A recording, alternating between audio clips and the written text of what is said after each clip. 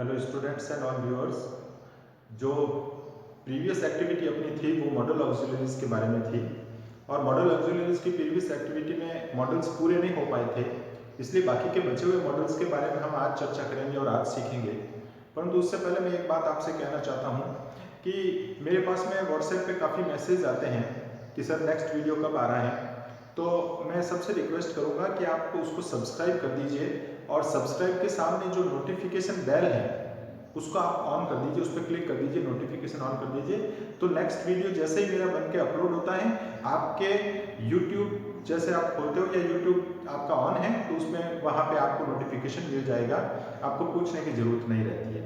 और यदि कोई जो स्टूडेंट्स मेरे ज़्यादातर जो गाँव से हैं, जो व्यूअर्स हैं वो गाँव से भी हैं, तो उनको अगर ये मालूम नहीं है कि किस प्रकार से सब्सक्राइब करना है, नोटिफिकेशन किस प्रकार करना होता है, तो मैं 1-2 मिनट का नेक्स्ट वीडियो बनाऊंगा, उसमें आपको ये सारी बात सिखा दूंगा, आप वो जरूर देखिएगा।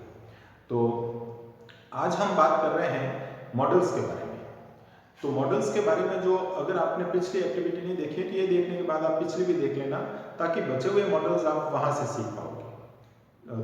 आज हम यहाँ से शुरू करेंगे सेल से, क्योंकि मस्ट तक हमने वहां से कर दिया था। कैन, कुड, मे, माइट और मस्ट, ये 5 मॉडल हम कर चुके हैं। मॉडल ऑक्सिलरीज का कहाँ उपयोग होता है ये भी आपको प्रीवियस वीडियो के अंदर बताया जा चुका है। तो इस वीडियो में हम चर्चा करेंगे कि जो बाकी बचे हुए मॉडल हैं उनके क्या यूजेस हैं। तो अब बाकी बचे हुए में सबसे पहला जो मॉडल आता है वो है सेल। बोर्ड पे नहीं लिख करके आपके स्क्रीन पे जो सारे सेंटेंसेज और जो मैं बोल रहा हूँ वो दिखा रहे हैं, ताकि थोड़ी टाइम की बचत हो पाएगी और आपको विजुअल क्लियरिटी भी मिल पाएगी। तो आप स्क्रीन पे देख लीजिए कि अपना जो नेक्स्ट मॉडल है उसका यूजेज क्या है, कहाँ यूज होता है, क्या सेंटेंस बनता है, वो आपके यहाँ स्क्रीन पे आ जाएगा। तो नेक्स्ट अपना जो मॉडल है वो है सेल।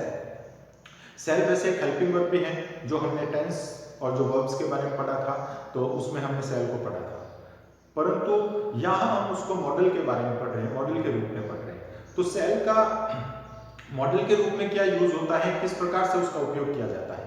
तो सेल को जब इंटरोगेटिव रूप में, इंटरोगेटिव में आप यूज करोगे, क्वेश्चन के रूप में जब आप यूज करोगे तो वो एक ऑफर करेगा आपको। कैसे, इस सेंटेंस को देखिए, सेल आई हेल्प यू। तो इसमें आपको हेल्प ऑफर की जाएगी कि क्या वो आपकी मदद करे, क्या मैं आपकी मदद करूं। तो ये जो सेल है वहां पे फ्यूचर टेंस नहीं बता करके आपको किसी कार्य के लिए ऑफर के रूप में बताया जा रहा है। नेक्स्ट जो इसका यूज होता है सेल का, जब वो अदर सब्जेक्ट के साथ में होता है, विल और सेल दोनों को। जैसे विल और सेल एक ही टेंस के, एक ही ग्रुप के दो हेल्पिंग वर्ब है, परंतु इनका दो हेल्पिंग वर्ब का मतलब है कि एक सिंगुलर की है, प्लूरल की है। कुछ सब्जेक्ट के साथ हेल्प विल लगता है, कुछ सब्जेक्ट के साथ सेल लगता है। पर जब ये दोनों ऑपोजिट लगेंगे, जैसे फर्स्ट पर्सन के साथ में हेल्पिंग वर्ब के रूप में सेल लगता है और प्लूरल के साथ में सेल लगता है, परंतु थर्ड पर्सन और सिंगुलर के साथ में और यू के साथ में जब सेल लगेगा तो वो ऑपोजिट सब्जेक्ट के साथ में कहलाएगा।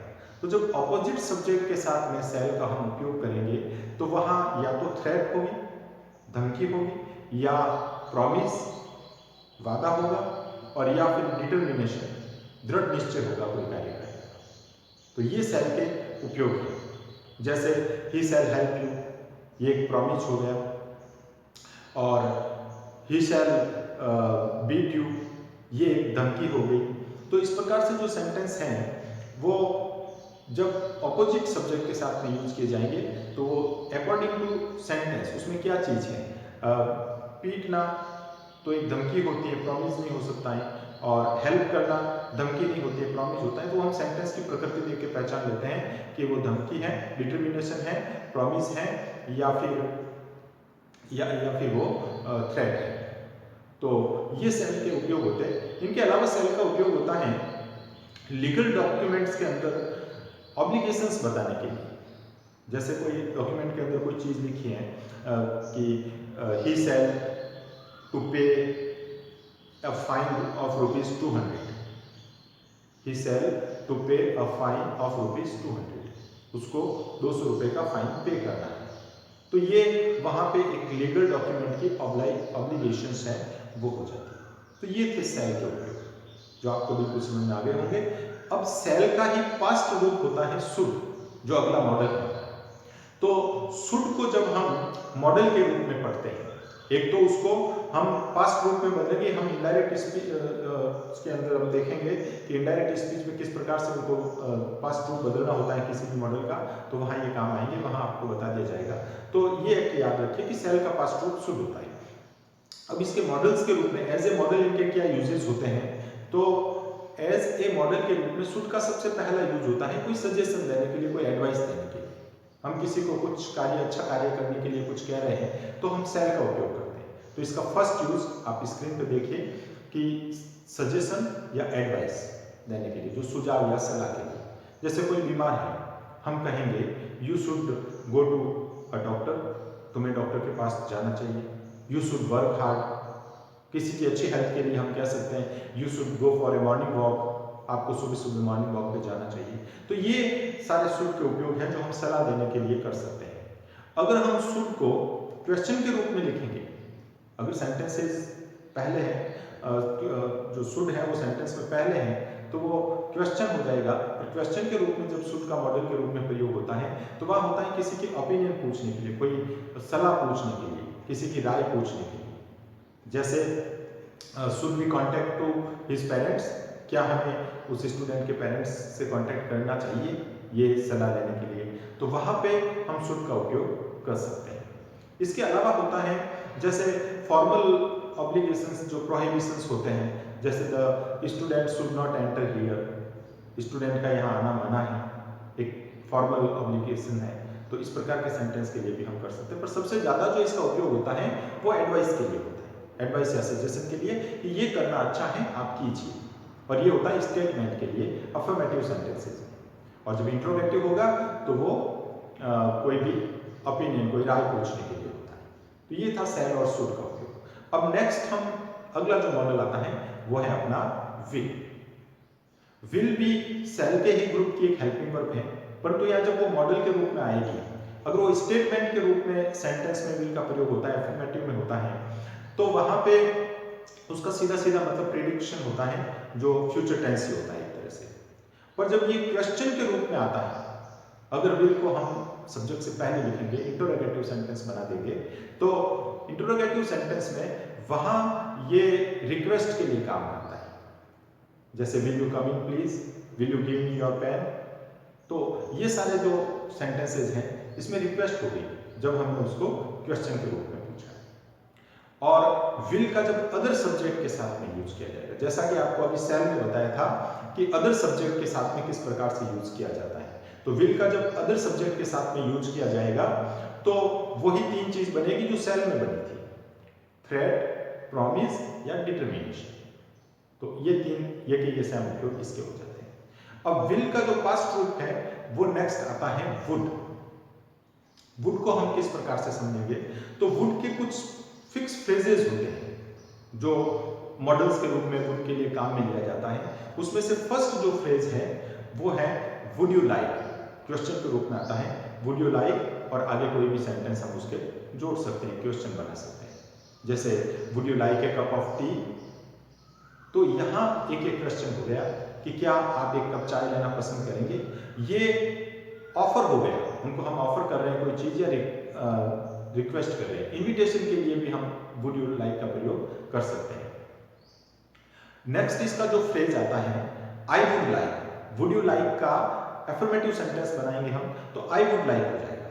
और आई वुड लाइक जब हम बताएंगे तो हम उसका मतलब होता है कि हमें ये करना पसंद है, हम ये करना चाहते हैं।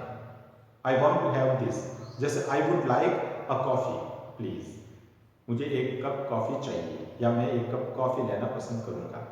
तो जब इसका एफर्मेटिव के रूप में करेंगे तो उसका मतलब ये हमें चाहिए, हम अपनी इच्छा बताने के लिए उसका प्रयोग कर सकते हैं। तीसरा इसका जो फ्रेज होता है वो होता है I would rather. I would rather, he would rather. Would rather का जब प्रयोग होगा तो उसका मतलब है प्रेफरेंस बताने के लिए।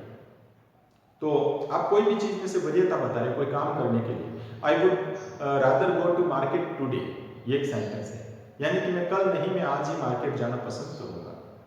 तो यहाँ पे इस सेंटेंस का, और एक सेंटेंसेस बहुत ज्यादा जो इसमें आजकल यूज होता है वुड यू माइंड, ये फ्रेज है। इस फ्रेज के वुड यू माइंड के बाद में हम जब वर्ब की आईएनजी फॉर्म का उपयोग करते हैं और फिर ऑब्जेक्ट का उपयोग करते हैं। तो वर्ब के आईएनजी फॉर्म के साथ में would you mind plus verb के आईएनजी फॉर्म का उपयोग होता है, तो वह रिक्वेस्ट होता है, बहुत पोलाइट रिक्वेस्ट होता है।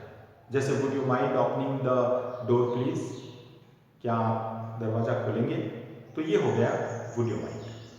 तो ये हो गए वुड के उपयोग जो हम फ्रेजेस के रूप में करते हैं। तो ये बेसिक मॉडल्स के रूप में थे। अब कुछ हैं जो मेन वर्ब्स हैं जिनको मॉडल के रूप में हम काम में लेते हैं।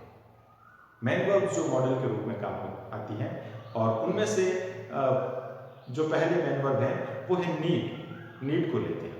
नीड का मतलब होता है जरूरत, जरूरत होना। नीड एक वर्ब है, मेन वर्ब है, हेल्पिंग वर्ब नहीं है, मॉडल भी नहीं है, परंतु इसका उपयोग मॉडल के रूप में किया जाने लगा है। जैसे इसका प्रिंसिपल वर्ब के रूप में भी यूज होता है। प्रिंसिपल वर्ब के रूप में इसका जब यूज होगा तो इसका यूज वही होगा जैसे एक नॉर्मली एक वर्ब का होता है। जैसे हम कह सकते हैं कि एवरीवन नीड्स मनी, सभी को पैसे की आवश्यकता होती है, एवरीवन नीड्स मनी। तो ये एक प्रिंसिपल वर्ब के रूप में काम होता है। पर जब ये नेगेटिव और इंट्रोगेटिव में काम में आता है, अब यहाँ ये आपको याद करने की जरूरत है कि वहां मॉडल के रूप में किस प्रकार। तो इनके साथ में एक वर्ब की फर्स्ट फॉर्म और लगती है। जैसे मैंने अभी जो सेंटेंस बताया एवरीवन नीड्स मनी, इसमें नीड के अलावा कोई भी वर्ब की फॉर्म नहीं लगी, तो ये प्रिंसिपल वर्ब के रूप में ही हुआ इसका उपयोग। परंतु जब इसके साथ में कोई भी वर्ब की फॉर्म जुड़ जाती है तो वहां पे ये मॉडल के रूप में काम करता है। जैसे हम नेगेटिव सेंटेंसेस का अगर देखेंगे तो ये हो जाएगा जैसे you need not go there, तुम्हें वहां जाने की जरूरत नहीं है। कोई कार्य करने की जरूरत नहीं हो तो हम उसके साथ में वर्ब की फर्स्ट फॉर्म और जोड़ देते हैं और नीड को as a model, as a auxiliary के रूप में हम काम में लेते हैं। और इंटरोगेटिव में अगर हम इसका उपयोग करेंगे, नीड आई गो देयर, तो इसका मतलब कि वो करने की जरूरत है, जरूरत के बारे में पूछने के। तो जरूरत बताने या जरूरत का पूछने के लिए हम नीड को ऑक्सिलरी के रूप में उपयोग करते हैं as a model, model auxiliary के रूप में। नेक्स्ट इसका आता है जो एक और वर्ब है डेयर। डेयर का मतलब होता है साहस करना। ये भी एक प्रिंसिपल वर्ब है, परंतु इसका मॉडल के रूप में उपयोग होता है। और इसके साथ में एक फ्रेज जो जुड़ता है, जैसे हाउ डेयर। हाउ डेयर जुड़ करके हम कोई बात कहते हैं, जैसे how dare you speak to me, तुम मुझसे इस प्रकार बात कैसे कर सकते हो। और no one dares speak to him like this, उससे इस प्रकार बात करने की हिम्मत कोई नहीं कर सकता है। तो ये एक साहस, एक हिम्मत बताने के लिए कि ऐसा नहीं करना चाहिए या ऐसा करना चाहिए, तुम ऐसा कैसे कर सकते हो, उसके लिए हम डेयर का प्रयोग करते हैं। फिर आता है यूज्ड टू। यूज्ड टू एक फ्रेजल वर्ब के रूप में दिखती है जो मॉडल के और एक ऑक्सिलरी के रूप में काम में ली जाती है। और ये आती है पास्ट एक्शन के लिए कि बीते हुए समय में कोई भी किसी प्रकार से कार्य हुआ था या हो रहा था या हुआ करता था। पास्ट एक्शन को बताने के लिए हम यूज टू का प्रयोग करते हैं। जैसे he used to go for a morning walk, I used to go for a morning walk, I used to play cricket when I was studying in the school। तो ये जो बीते हुए काम के लिए ऐसा हुआ करता था, ऐसा होता था, ये बताने के लिए हम यूज्ड टू का प्रयोग करते हैं। तो ये सेंटेंसेज हैं, एक ही काम है इसका, कोई ज्यादा काम नहीं है। इनके अलावा हम हैव टू का प्रयोग भी करते हैं। हैव टू भी एक मॉडल के रूप में आ गई। ये मस्ट के साथ, मस्ट की तरह इसका उपयोग होता है स्ट्रॉन्ग ऑब्लिगेशंस के लिए। जैसे you have to pay the rupees, you have to pay the money, तुम्हें वो जो पैसे हैं वो चुकाने पड़ेंगे। You have to go there, तुम्हें वहां जाना पड़ेगा। तो इस प्रकार के सेंटेंसेस के लिए हम हैव टू का प्रयोग करते हैं। और हैव टू का पास्ट रूप हो जाता है had to. I had to pay the money, मुझे पैसे चुकाने पड़े। I had to go there, मुझे वहां जाना पड़ा। तो कोई भी चीज की जो ऑब्लिगेशंस बताने के लिए हम हैव टू या हैड टू का प्रयोग कर सकते हैं। हैव टू प्रेजेंट के लिए होता है और हैड टू पास्ट के लिए होता है। और एक है हैड बेटर। तो ये हैड बेटर को भी हम एक फ्रेज है जिसको मॉडल के रूप में काम में लेते हैं। और इसका उपयोग होता है, हैड बेटर का जो उपयोग होता है वो होता है कि कोई वार्निंग देने के लिए। जैसे you had better study hard from now, अभी से तुम्हें कठिन मेहनत करना चाहिए, कठिन मेहनत करने की जरूरत है, नहीं तो आगे परिणाम खतरनाक हो सकता है। ऐसी जो हम किसी को वार्निंग दे रहे हैं तो हम यू हैड बेटर और उसके साथ में वर्ब के फर्स्ट फॉर्म का प्रयोग करके एक मॉडल के रूप में उसका उपयोग किया जा सकता है।